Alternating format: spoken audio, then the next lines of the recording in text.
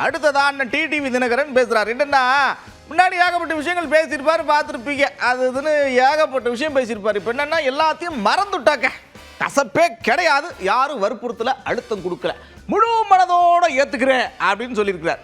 பிரதமர் அவர்களின் அழைப்பை ஏற்று நாங்கள் எங்கள் மனதிலே இருந்த எல்லா கோபதாபங்களையும் விட்டுவிட்டு 21 நம்மால் முடியாமல் போன அம்மாவின் ஆட்சியை உறுதியாக தமிழகத்திலே ஏற்றிட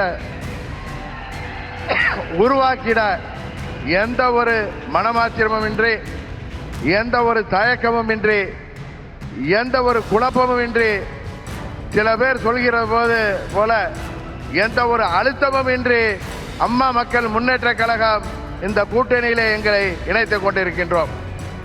இந்த கூட்டணியின் வெற்றிக்காக அம்மா மக்கள் முன்னேற்ற கழகத்தின் ஒவ்வொரு தொண்டரும் தமிழ்நாடு முழுவதும் அயராது பாடுபடுவான் என்கிற உறுதியை மாண்புமிகு பிரதமர் அவர்களுக்கும் எதிர்க்கட்சி தலைவர் மாண்புமிகு எடப்பாடி பழனிசாமி அவர்களுக்கும் இந்த நேரத்தில் நான் சொல்லிக் கொள்கிறேன்.